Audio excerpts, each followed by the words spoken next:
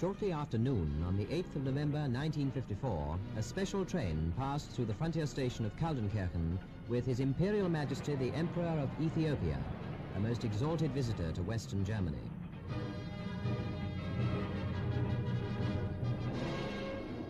2 hours later, the train drew into the gaily decorated station at Bonn, the federal capital, which for weeks had been preparing for this, the most regal and ceremonial reception given to any visitor since the end of the war. The federal president, Professor Heuss, the chancellor, Dr. Adenauer, and almost the whole of the cabinet were there to bid welcome to their imperial guests from Ethiopia.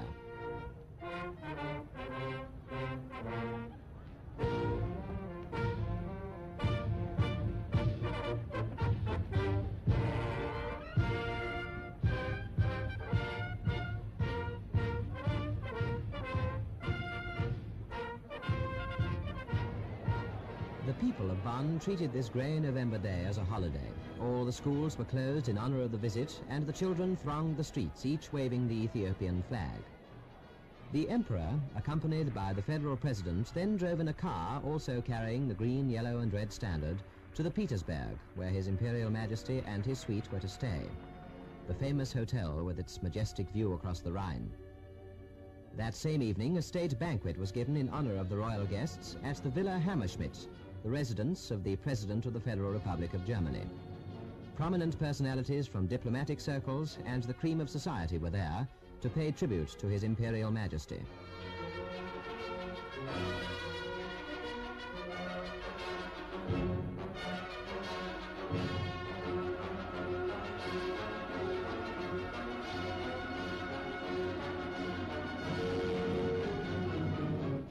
The newsreel cameras were there too to record an historic occasion. The Emperor with the Federal President, the Chancellor Dr. Adenauer and Professor Carlo Schmidt. Minister President Arnold, the Chancellor and His Excellency the Court Chamberlain. Minister of the Interior Herr Schroeder with His Excellency the Ethiopian Minister for Foreign Affairs. One of the more important public events was a visit to the agricultural faculty of the Friedrich Wilhelm University in the Rhineland, where the Emperor, who was accompanied by His Excellency the Ethiopian Minister of Justice, was graciously pleased to accept the honor of an honorary degree. In his citation, the Dean, Dr. Wendt, praised the services of their honored guest in the agricultural development of his country.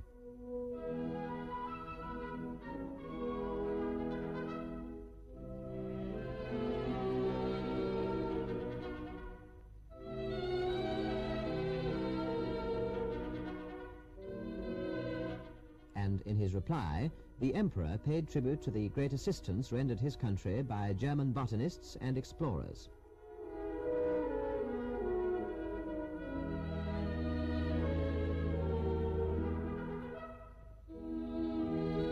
After a tour of the capital, the Emperor visited the Rathaus in Bonn, where the Oberbürgermeister, Herr Busen, presented His Majesty with a classroom fully equipped for 30 pupils. The Emperor, in reply, presented the city of Bonn with the silver and gold-banded tusks of an African elephant, 2 antique spears, and the gold-studded shield of a warrior. His Imperial Majesty then signed the city's Golden Book, a royal autograph in picturesque Amharic script, which Bonn has added to its treasure of valuable and historic documents. Thousands again lined the streets to cheer the Emperor on his departure. The first stage of his visit to Western Germany was over. The next stop was in Cologne. This city, called the Queen of the Rhineland, had a special attraction for the Emperor, who paid an early visit to the famous cathedral, one of the largest in Europe and a splendid example of ornamental Gothic architecture.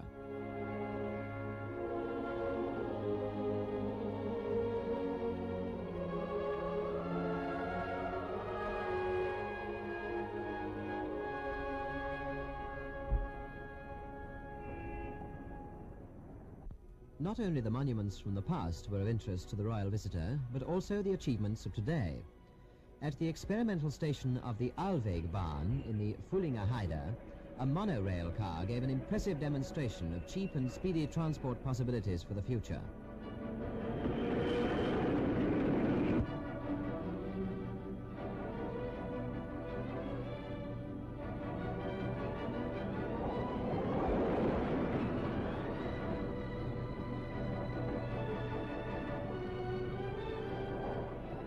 Everywhere he went within this center of European industry, the emperor devoted his particular attention to technical progress. In Karl Arnold, Minister-President of North Rhine-Westphalia, he found an informed and competent guide. Among the more impressive sights of the tour were the huge blast furnaces of the Rheinhausen steelworks near Duisberg. Work was stopped for a few minutes on the arrival of the royal party, and the workers received them with cheers and applause.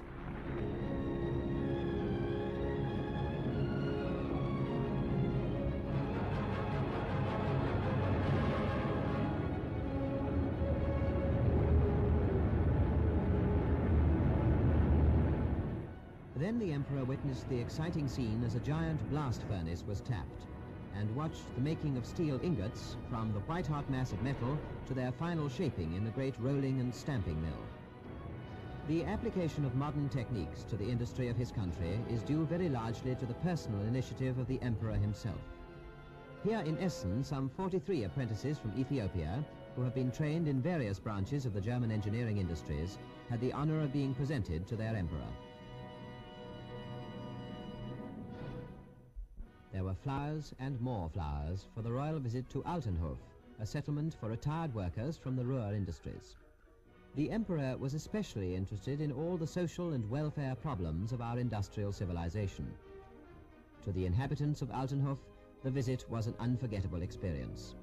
In hundreds they surrounded the royal car, as with its escort of 16 white-uniformed police, it left on the next stage of the tour.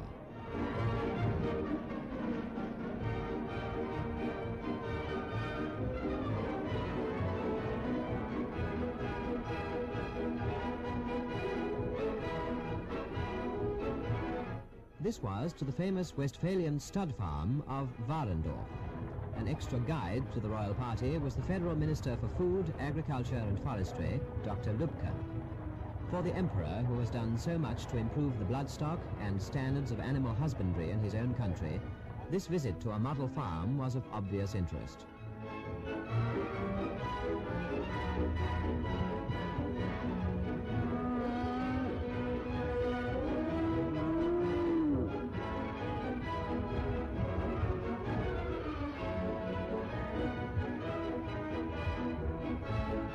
The high spot of the agricultural display was the great parade of stallions, noble animals whose pedigrees and records of achievement make them much sought after in all parts of the world.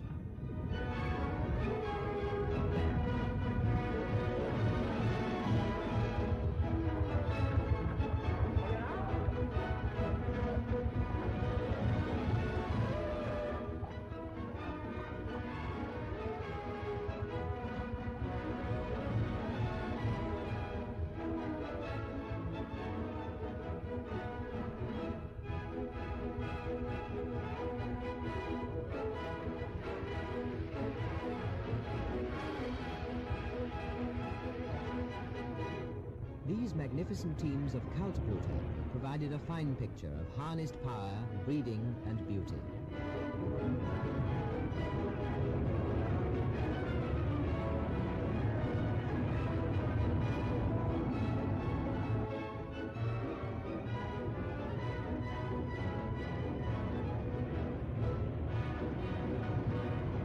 The agricultural machinery at Warendorf is just as well known and esteemed as its famous horses. The Land School of Agricultural Machinery put on a fine display of modern farming appliances.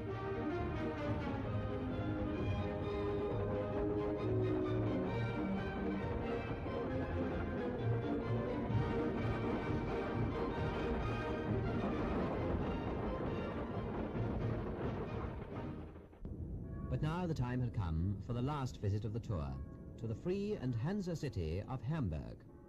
The Senate, with Burgermeister Dr. Sieverking at its head, received His Imperial Majesty at the Rathaus, the city hall.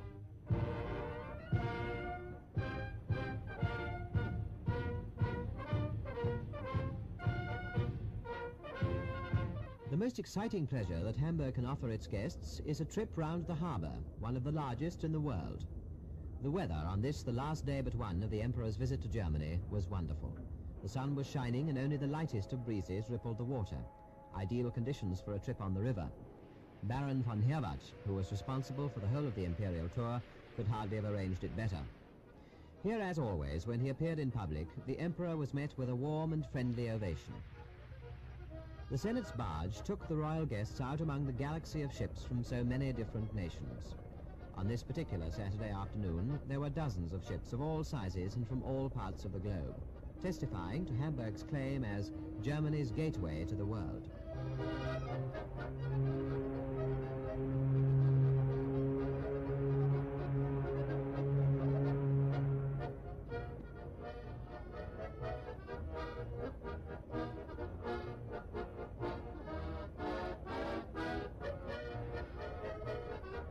While from the distance could be heard the incessant clamour of the shipyards.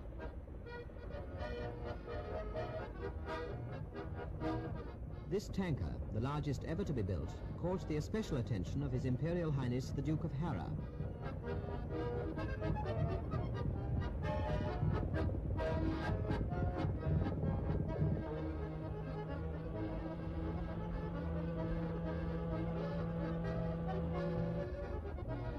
For more than an hour, the party inspected the countless craft, the drifters, freighters and passenger ships, and of course the old training schooner, the Pamir, with its tall, romantic masts.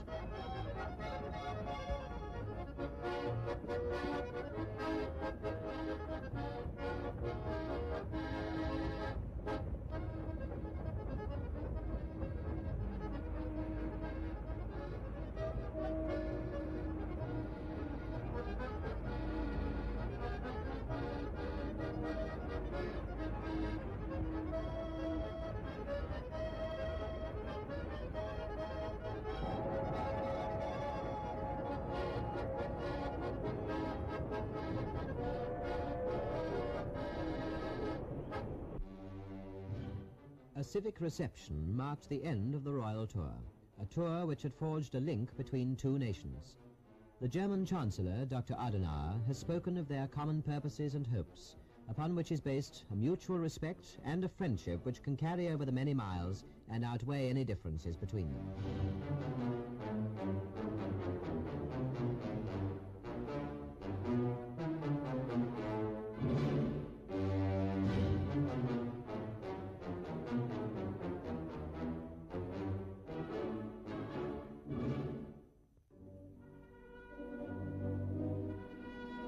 The following day saw the royal departure.